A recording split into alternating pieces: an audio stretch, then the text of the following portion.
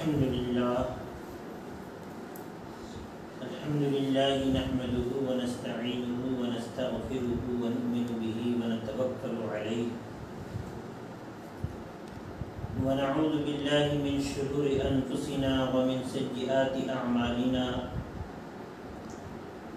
من يهده الله فلا مضل له ومن يضلله فلا هادي له ونشهد أن لا إله إلا الله وحده لا شريك له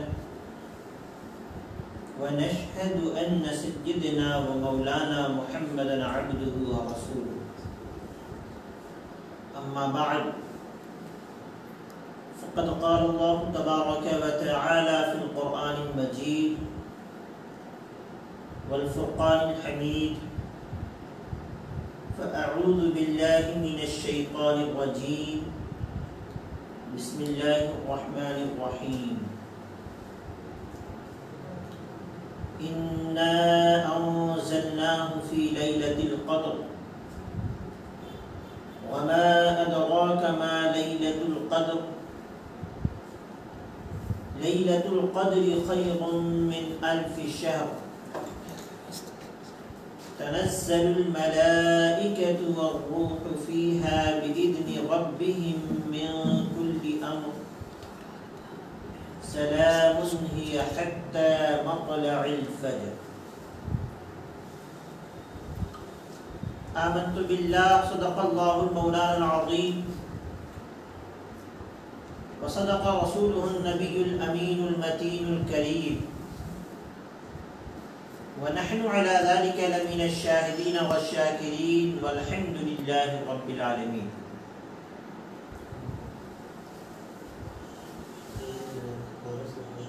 معزز ناظرین السلام علیکم ورحمۃ اللہ وبرکاتہ. قبل اس کے کہ کچھ گفت و شنید کی جائے، سب سے پہلے نبی پاک صاحب لولاک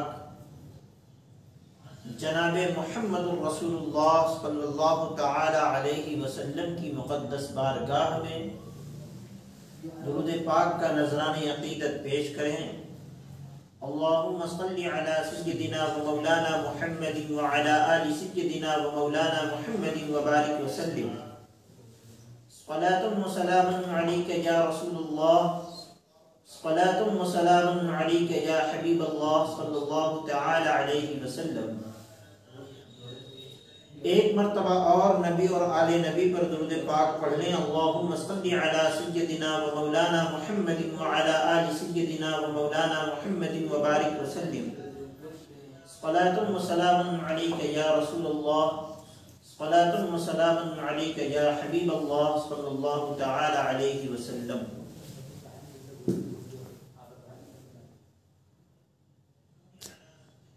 معزز ناظرین،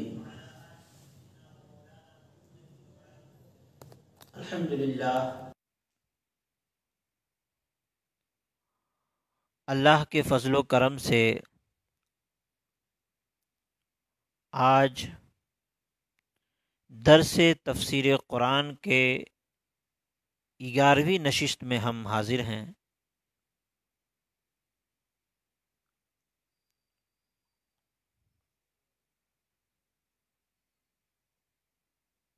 اور آج سورہ القدر کی تشریح اور تفسیر ہونی ہے.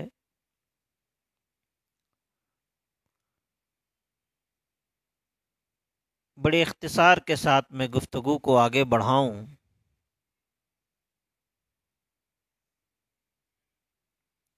سورہ القدر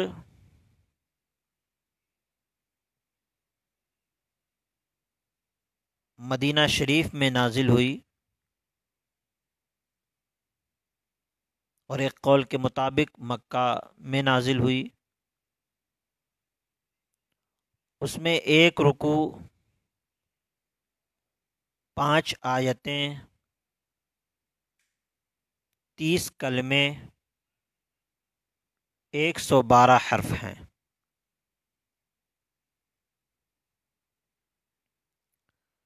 رب تبارک و تعالی نے ارشاد فرمایا انا انزلناہ فی لیلۃ القدر، انا انزلناہ، بے شک ہم نے اسے نازل کیا۔ کسے نازل کیا؟ قرآن کریم کو۔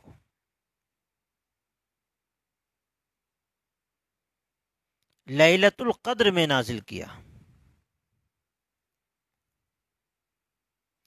اب اس آیت میں قرآن کا ذکر نہیں ہے، صرف اتنی سی بات ہے کہ اللہ فرماتا ہے کہ بے شک ہم نے اسے نازل کیا لیلۃ القدر میں۔ مفسرین نے اس کی تفسیر فرمائی القرآن، یعنی قرآن کریم کو نازل کیا۔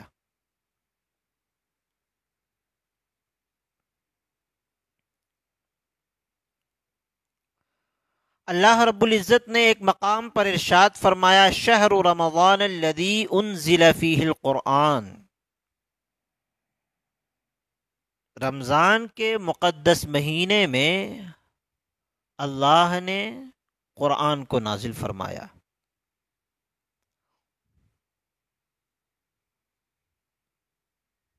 ویسے تو قرآن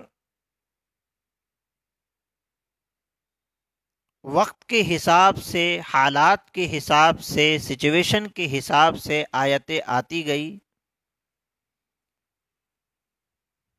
اور 23 سال میں قرآن کریم مکمل نازل ہوا۔ لیکن مکمل کہتے ہیں کہ شہر رمضان الذی انزل فیہ القرآن، مکمل قرآن نازل ہوا ہے رمضان کے مہینے میں، قرآن کی تکمیل ہو گئی۔ اب رمضان کے مہینے میں کون سے لمحے میں مکمل ہوا، تو اب اس کی وضاحت کرتے ہوئے اللہ فرما رہا ہے انا انزلناہ فی لیلۃ القدر، بے شک ہم نے قرآن کو لیلۃ القدر میں کمپلیٹ کر دیا، نازل کر دیا۔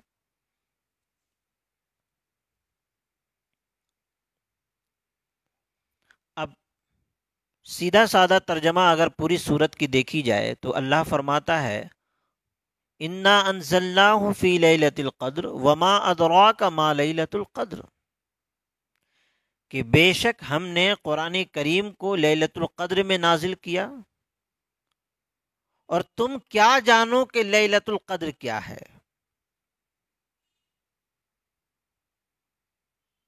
آپ کو کیا پتا کہ لیلۃ القدر کا مقام کیا ہے؟ پھر آگے ارشاد فرمایا لیلۃ القدر خیر من الف شہر، لیلۃ القدر وہ رات ہے جو 1000 مہینوں سے بہتر ہے۔ پھر آگے ارشاد فرمایا تنزل الملائکۃ والروح فیہا باذن ربہم من کل امر، اور اس رات میں اللہ کے مقدس فرشتوں کا نزول ہوتا ہے، بشمول حضرت جبریل امی، اور ہر مسئلے کا، ہر حکم کا فیصلہ ہو جاتا ہے، ہر معاملے کا فیصلہ ہو جاتا ہے اس رات میں۔ اور جہاں تک دعا کی قبولیت کی بات ہے، اللہ اپنے بندوں پر رحم و کرم فرماتا ہے، اور اس انداز کا رحم و کرم فرماتا ہے کہ بندے سے خود کہتا ہے اے میرے بندو میری بارگاہ میں آؤ تو صحیح، مجھ سے فریاد کرو تو صحیح۔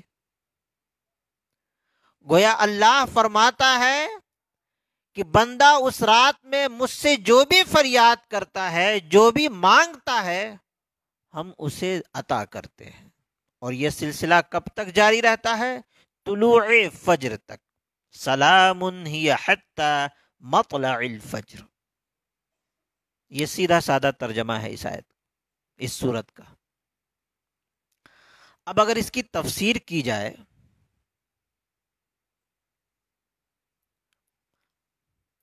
تو اللہ نے فرمایا کہ بے شک ہم نے قرآن کریم کو نازل کیا، پھر فرمایا وما لیلۃ القدر، تم کیا جانو کہ لیلۃ القدر کیا ہے۔ اب اس کے بارے میں مفسرین لکھتے ہیں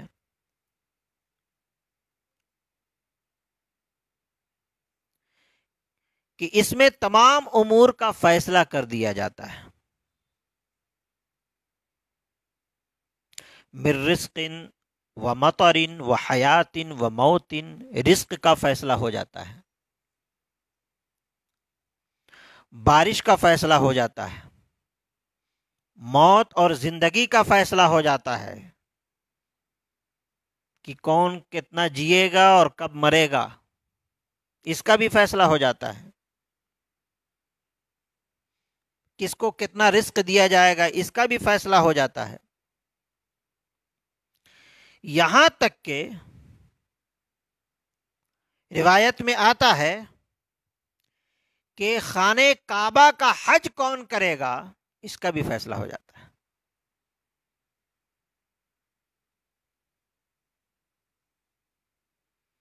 قال عکرمہ یکتب حاج بیت اللہ تعالی فی لیلۃ القدر، حضرت اکرمہ نے کہا کہ لکھ دیا جاتا ہے حج کرنے والوں کا نام، خانہ کعبہ کا طواف جو لوگ کرنے والے ہیں ان کا نام لکھ دیا جاتا ہے، صرف ان کا نام نہیں لکھا جاتا بلکہ ان کے آباء و اجداد کا بھی نام لکھ دیا جاتا ہے۔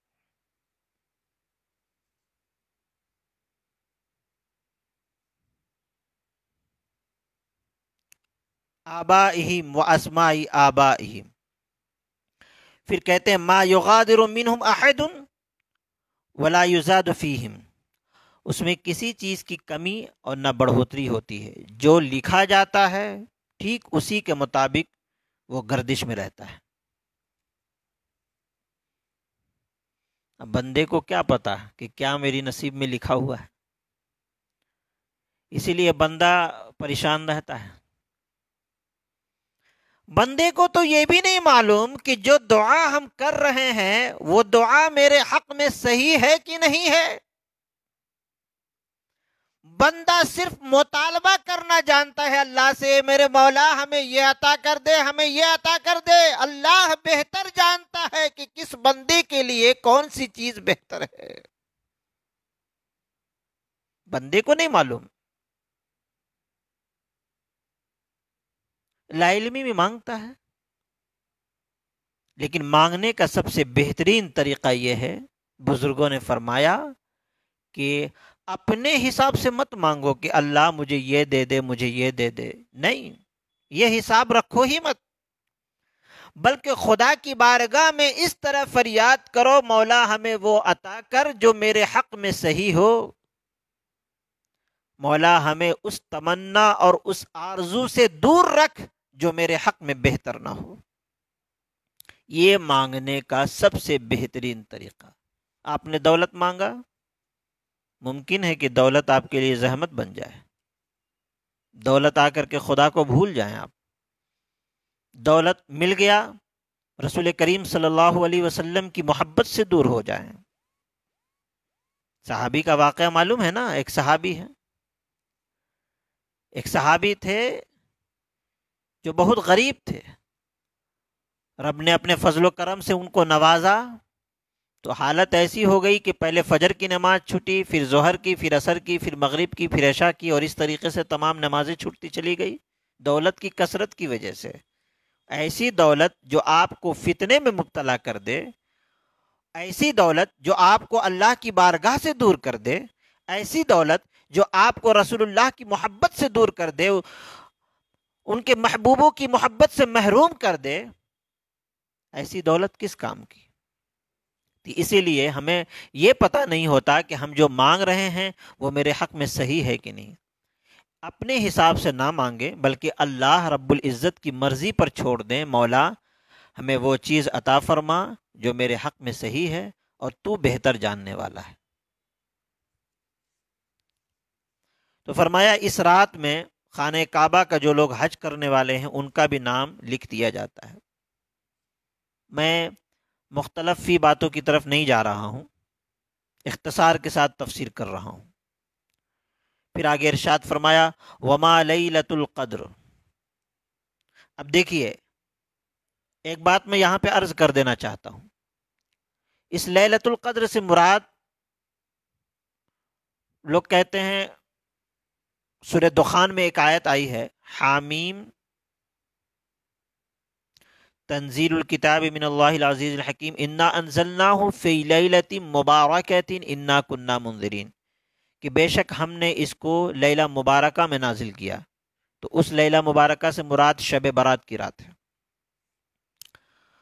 تو کچھ لوگ کہتے ہیں شب برات میں نازل ہوئی، کچھ لوگ کہتے ہیں کہ شب قدر میں، بہر کیف شب برات میں ہو یا شب قدر میں، کمپلیٹ یہی دونوں راتوں میں ہو یا قرآن کریم۔ تو اس سے ہم کو یہ پتہ چلتا ہے کہ ہم کو ان دونوں راتوں میں اللہ کی رضا کو تلاش کرنا ہے، ان دونوں راتوں میں اللہ کی بارگاہ میں ہمیں دعا کرنی ہے، ان دونوں راتوں میں ہمیں عبادت میں لگے رہنا ہے، ان دونوں راتوں میں اللہ کی خوشنودی کو تلاش کرنا ہے۔ پھر آگے ارشاد فرمائے وما ادراک ما لیلۃ القدر، اور آپ کو کیا پتا کہ لیلۃ القدر کیا ہے؟ لیلۃ القدر خیر من الف شہر، لیلۃ القدر 1000 مہینوں سے بہتر ہے۔ لیلۃ القدر کا لیلۃ القدر کیوں نام رکھا؟ اب اس کی وجہ تسمیہ بیان کرتے ہوئے کہتے ہیں اس کی فضیلت اور اس کی عظمت کو بتانے کے لیے، یہ قدر والی رات ہے، اس قدر والی رات کی فضیلت کو سمجھو۔ اور کہتے ہیں مفسرین نے کہا العمل فیہا خیر من عمل فی الف شہر لیس فیہا لیلۃ القدر، سبحان اللہ۔ اس رات کا ایک عمل اس 1000 مہینے کے عمل سے بہتر ہے کہ جس مہینوں میں یہ رات نہیں آتی۔ مطلب کیا ہے؟ یعنی اگر آپ نے لیلۃ القدر میں جو بھی عمل کیا، نمازیں پڑھیں، تسبیح و تحلیلیں کی، قرآن کریم کی تلاوت کی، تو اس رات کا اجر آپ کو 1000 مہینے سے بڑھ کر کے ملے گا۔ اس رات میں اجر آپ کو، کہتے ہیں خیر من العمل فی الف شہر لیس فیہا لیلۃ القدر، وقال ابو لیلۃ القدر خیر من الف شہر لا تکون فیہ لیلۃ القدر وقیل عنی بألف شہر۔ ایک واقعہ بیان کرتے ہیں، پہلے کے زمانے میں کسی بھی شخص کو اس وقت تک عابد نہیں کہا جا سکتا تھا جب تک وہ 1000 مہینہ عبادت نہ کر لے۔ زمانے گزشتہ میں، ابھی تو جو 5 وقت نماز پڑھتا اس کو عبادت گزار کہنا شروع کر دیتے ہیں لوگ، کہ بہت عبادت گزار ہے، وہ 5 وقت نماز پڑھ رہا ہے اور سب کو بتاتا پھرتا ہے کہ ہاں دیکھو ہم 5 وقت کے نمازی ہیں۔ غرور و تکبر میں چور ہو جاتا ہے وہ بندہ، کسی سے آنکھیں ملا کر کے بات تک نہیں کرتا، اتنا زیادہ اتراتا پھرتا ہے۔ لیکن پہلے کے زمانے میں، گزشتہ زمانے میں، عابد اسے کہا جاتا تھا جو 1000 مہینہ عبادت کرے۔ اب اس روایت میں 1000 مہینے کی عبادت کرنے کے حوالے سے ایک روایت ملتی ہے، وہ 1000 مہینہ کتنے سال کا بنتا ہے؟ کہتے ہیں 83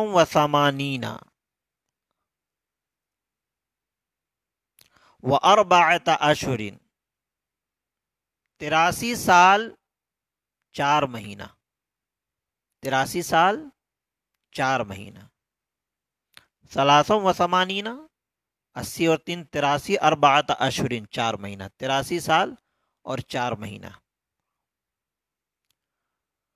تو دیکھیے پھر مفسرین کہتے ہیں فجعل اللہ تعالی لامت محمد صلی اللہ تعالی علیہ وسلم عبادت من الف شہر لیلۃ خیر من الف شہر۔ کہاں 83 سال اور 4 مہینہ، کہاں یہ رات؟ مفسرین کہتے ہیں فجعل اللہ تعالی لامت محمد، اللہ تبارک و تعالی نے امت محمدیہ کے لیے اس رات کو بنا دیا 1000 مہینے سے بہتر، لیلۃ خیر من الف شہر، اس رات کی عبادت کو 1000 مہینے سے بہتر بنا دیا۔ مفسرین کہتے ہیں کانوا یعبدونہا، جس میں وہ عبادت کیا کرتے تھے، جس گھڑی میں وہ عبادت کرتے تھے۔ اب بتائیے 1000 مہینہ جو لوگ عبادت کریں گے تو 83 سال 4 مہینہ، یہ بہت لمبا پیریڈ ہوتا ہے نا۔ اب اس زمانے کی امتی کی عمر 100 سے اوپر کی ہوا کرتی تھی، 125، 130، 150، 160، کچھ لوگ 200 سال بھی جیتے تھے۔ تو جو جتنی عمر پاتا تھا وہ اتنی خدا کی عبادت کرتا تھا۔ نبی کو یہ فکر لاحق ہوئی، مولا میری امت کے لوگ تو اتنی عمر پائیں گے نہیں، تو اس عبادت تک میری امت کی عبادت کیسے پہنچو گی؟ اللہ نے فرمایا اے میرے محبوب، اس بارے میں آپ کو فکر کرنے کی کوئی ضرورت نہیں ہے۔ آپ کی امت کو ہم ایسی ایک رات عطا کریں گے کہ جس رات میں اگر وہ عبادت کر لیں اور میری رضا کو تلاش کر لیں تو وہ 1000 مہینے سے بہتر ہو۔ تو لیلۃ القدر اللہ تبارک و تعالی نے اپنے فضل و کرم سے عطا فرمایا۔ اب ایک روایت پیش کرتے ہیں، کانا ملک سلیمان 500 شہر، حضرت سلیمان علیہ السلام کی حکومت کتنی تھی؟ 500 مہینہ تھی۔ کتنے مہینے تھی؟ 500 شہر، 500 مہینہ آپ نے حکومت فرمائی۔ پھر لکھتے ہیں، دیکھیے فضیلت دیکھیے اس رات کی، پھر لکھتے ہیں وَمُلْكُ ذِي الْقَرْنَيْنِ 500 شہر، اور حضرت ذوالقرنین کی بھی حکومت 500 مہینہ رہی۔ پھر آگے لکھتے ہیں فَصَارَ مُلْكُهُمَا 1000 شہر، تو دونوں کی حکومت ملا کر کے 1000 مہینہ ہوا۔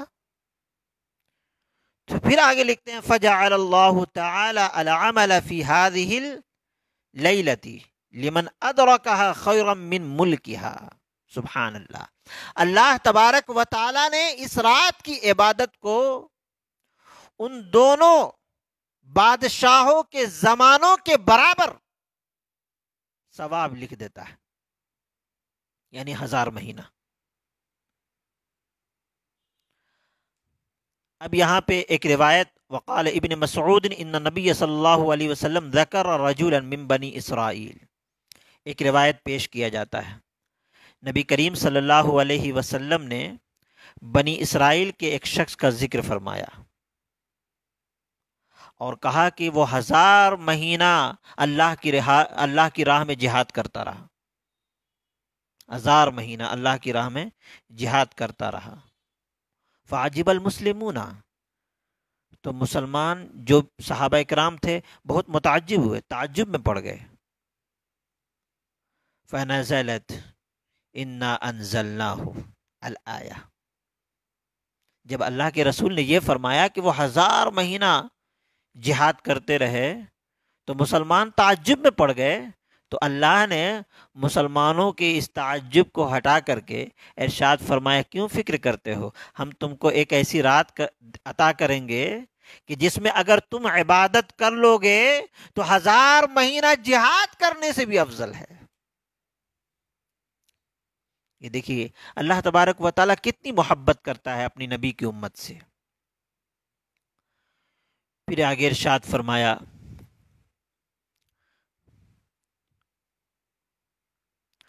لبث فیہا الرجل صلاحہ فی سبیل اللہ ونحوہ، عن ابن عباس، حضرت عبداللہ ابن عباس رضی اللہ تعالیٰ عنہ سے روایت ہے کہ ایک شخص، مسلمان شخص تھا،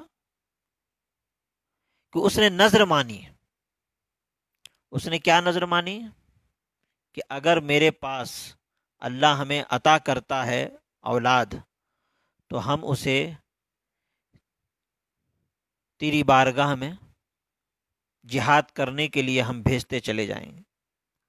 حالانکہ وہ شخص بتوں کی پوجا کرتا تھا، وہ ایسی قوم میں رہتا تھا جو بتوں کی پوجا کرتے تھے۔ وَكَانَ سَكَنَ قَرِيبًا مِنْهَا فَجَعَلَ يَغْزُوهُمْ وَحْدَهُ وَيَقْتُلُ وَيُسَمِّ وَيُجَاهِدُ۔ اس نے کہا مولا میں آرزو کرتا ہوں کہ مجھے میرے مال سے، کہ میں اپنے مال سے اور اپنی اولاد سے اور اپنی ذات سے تیری راہ میں جہاد کروں۔ یا ربی اتمنی ان اجاہد بمالی و ولدی و نفسی۔ تو اللہ تبارک و تعالی نے انہیں 1000 اولاد عطا فرمایا۔ کتنا؟ 1000۔ فرزقہ اللہ 1000 ولد، 1000 اولاد عطا فرمایا، اور اس نے ہر ایک اولاد کو جہاد کے لیے ٹریننگ دیا، اور ٹریننگ دے کر کے ہر اولاد کو، ہر بچے کو خدا کی راہ میں بھیجتے چلے گئے، خدا کی راہ میں بھیجتے چلے گئے، اور وہ ہر بچہ شہید ہوتا چلا گیا۔ ہزاروں بچے کو انہوں نے خدا کی راہ میں شہید کر دیا۔ جب تمام بچے شہید ہو گئے تو وہ خود گئے خدا کی راہ میں اور شہید ہوئے۔ تو جب لوگوں نے یہ واقعہ سنا تو لوگ متعجب ہوئے، کہا کہ اس سے بڑا عبادت گزار تو کوئی نہیں ہو سکتا، خدا کا نیک بندہ اس سے بڑا تو کوئی نہیں ہو سکتا۔ تو اللہ تبارک و تعالی نے ارشاد فرمائے، پھر یہ آیت کریمہ اتری، انا انزلناہ فی لیلۃ القدر وما ادراک ما لیلۃ القدر لیلۃ القدر خیر من الف شہر۔ تم ان کے 1000 بچوں کی جہاد کو دیکھ رہے ہو، تم ان کے جہاد کے ولولے کو دیکھ رہے ہو، ان کے جوش کو دیکھ رہے ہو۔ ہم تمہیں ایک ایسی رات عطا کریں گے کہ 1000 بچوں کے جہاد کرنے سے بھی بہتر وہ رات ہوگی، اور اگر تم اس رات میں عبادت کر کے میری خوشنودی حاصل کر لیے تو 1000 بچوں کی جہاد کے برابر وہ ثواب عطا کیا جائے گا۔ یہ بتانا چاہ رہے ہیں۔ تو دیکھیے کتنا مبارک رات ہے، کتنی مقدس رات ہے۔ پھر ارشاد فرمایا، تنزل الملائکۃ والروح فیہا باذن ربہم من کل امر۔ فرشتوں کا نزول ہوتا ہے اس رات میں، اور فرشتوں کا نزول ہوتا ہے اس رات میں حضرت جبریل امی کے ساتھ۔ بندہ جب خدا کی بارگاہ میں گریہ وزاری کرتا ہے، روتا ہے، گر گراتا ہے، اپنے گناہوں سے معافی مانگتا ہے، اللہ تبارک و تعالی اس کی اس عبادت کے لیے گواہ بنا کے رکھتا ہے فرشتوں کو۔ فرشتے حاضر رہتے ہیں اور دیکھتے رہتے ہیں کہ بندہ خدا کی بارگاہ میں جھکا ہوا ہے، قرآن کریم کی تلاوت کر رہا ہے، تسبیح و تحلیل کر رہا ہے، اپنی آنکھوں سے آنسو بہا رہا ہے، اپنے گناہوں پہ نادم ہے، شرمندہ ہے، اور وہ کہہ رہا ہے زبان حال سے، مولا ہمارے گناہوں کو بخش دے، ہمیں معاف کر دے۔ ان تمام حالات کے گواہ ہوتے ہیں حضرت جبریل امی، اور خدا کی بارگاہ میں گواہی دیتے ہیں کہ مولا جس بندے کو تو نے پیدا کیا وہ بندہ تیری بارگاہ میں جھکا ہوا ہے، حالت قیام میں رو رہا ہے، حالت رکوع میں رو رہا ہے، حالت سجود میں رو رہا ہے، حالت قعدہ میں رو رہا ہے، تسبیح و تحلیل کر رہا ہے، قرآن کریم کی تلاوت کر رہا ہے، مولا تو اسے بخش دے۔ فرشتے جب آمین کہتے ہیں تو اس بندی کی دعا قبول ہو جاتی ہے، اور دعا قبول ہوتی ہے۔ لوگ کہتے ہیں میری دعا قبول نہیں ہوتی، ایک مسئلہ یہ بھی ہے، لوگ یہ بھی شکایت کرتے ہیں کہ میری دعا قبول نہیں ہوتی۔ دعا قبول کیسے ہوتی ہے؟ جب انسان دل سے کسی بات کو رکھتا ہے خدا کی بارگاہ میں، اور دعا قبول اس طور پر بھی ہوتی ہے کہ جب انسان گناہ آئندہ نہ کرنے کا عہد کرتا ہے۔ بہت لوگوں کے ذہن میں یہ بھی بات رہتی ہے، ہم گناہ سے بچنا چاہتے ہیں لیکن بچ نہیں پاتے، ہم نیک بننا چاہتے ہیں لیکن بن نہیں پا رہے ہیں، ہم اپنی نگاہوں کی حفاظت کرنا چاہتے ہیں لیکن کر نہیں پا رہے ہیں۔ بہت لوگوں کے اندر یہ فکر ہوتی ہے، لیکن یاد رکھیں، جس بندے کے اندر یہ فکر رہتی ہے کہ ہم اپنے نگاہوں کی حفاظت کر نہیں پا رہے ہیں، کرنا چاہیے، ہم اپنی فکر کی حفاظت کر نہیں پا رہے ہیں، کرنا چاہیے، گویا کہ یہ کامیابی کی نشانی ہے۔ کم از کم اللہ نے یہ وہ فکر عطا کی اس بندے کو۔ ہم جیسے بہت سے لوگ ہیں جنہیں اپنے گناہوں کا احساس نہیں ہوتا، فکر نہیں ہوتی، گناہوں پہ شرمندہ نہیں ہوتے، نادم نہیں ہوتے، سوچتے نہیں مولا ہم نے رات کیسے گزاری، مولا ہم نے دن کیسے گزارا، مولا ہم نے آج کا لمحہ کیسے گزارا، یہ فکر نہیں ہوتی ہمارے اندر۔ سینہ چوڑا کر کے ہم اللہ کی نافرمانی کرتے رہتے ہیں، حس ختم ہو چکا۔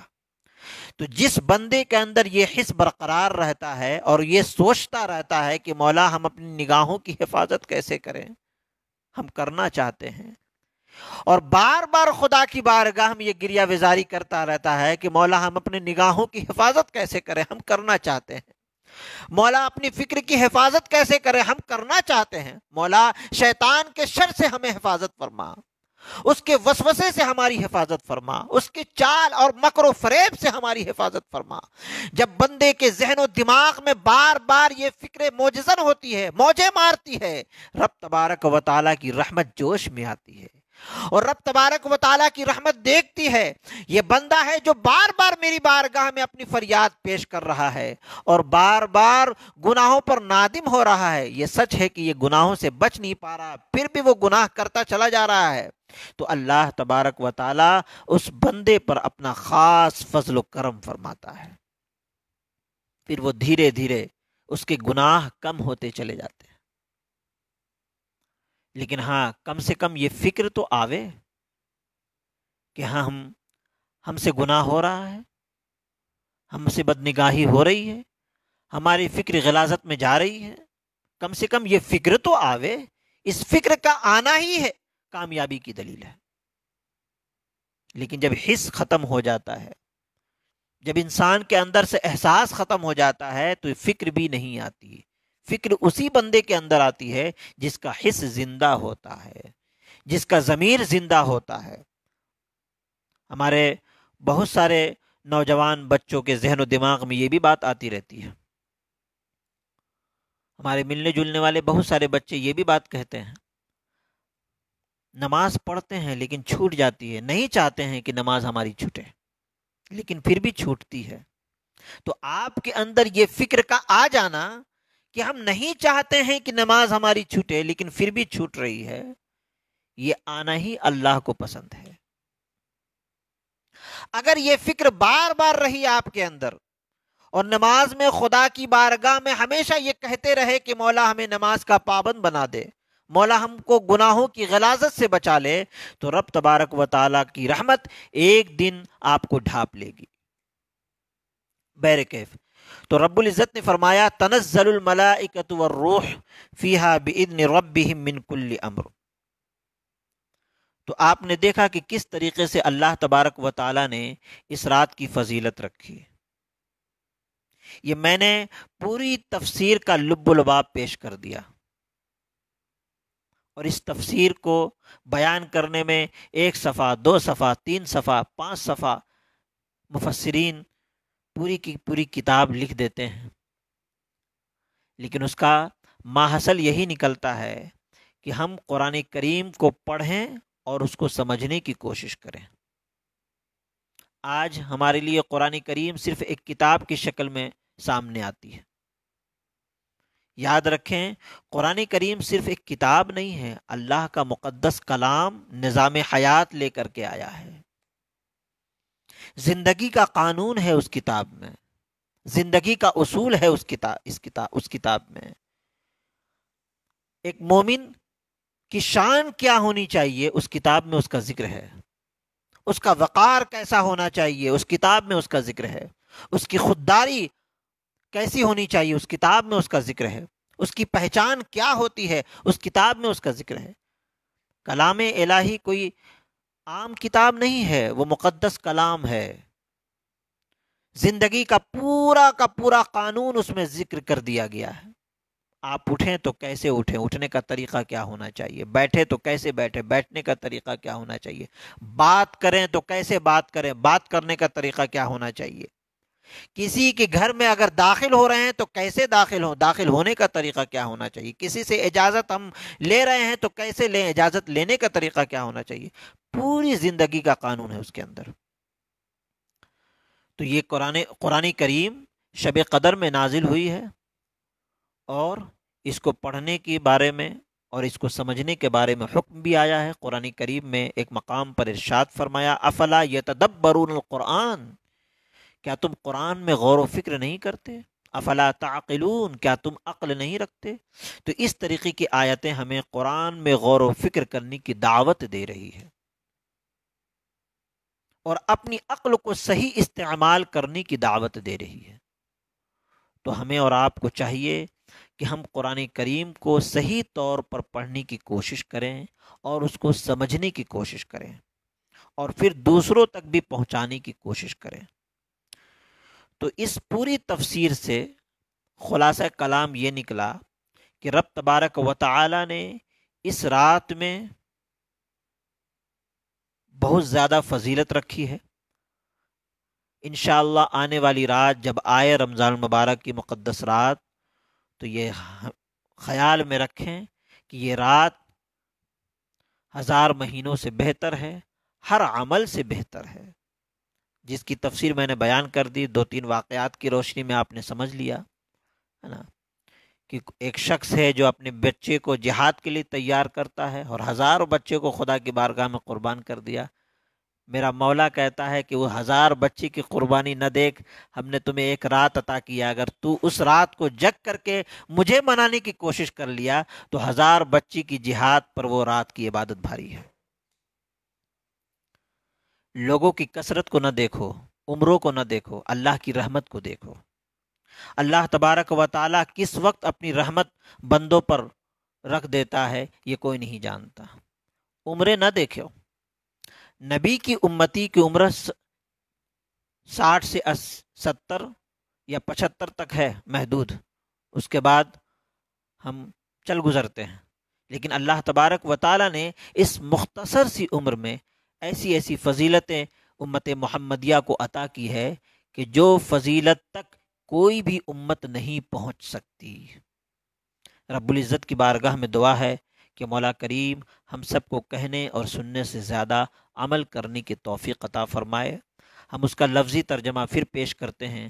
اللہ رب العزت نے ارشاد فرمایا انا انزلناہ فی لیلۃ القدر وما ادراک ما لیلۃ القدر، بے شک ہم نے قرآن کریم کو لیلۃ القدر میں نازل فرمایا، اور تم کیا جانو کہ لیلۃ القدر کیا ہے۔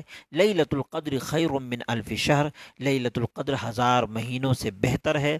تنزل الملائکۃ والروح، جس میں بشمول حضرت جبریل امی فرشتوں کا نزول ہوتا ہے، فیہا باذن ربہم من کل امر، اللہ کی اجازت سے ہر حکم کا فیصلہ ہو جاتا ہے اس رات میں۔ سلام ہی حتی مطلع الفجر، طلوع فجر تک اللہ کی رحمت کی توجہ بندوں پہ رہتی ہے۔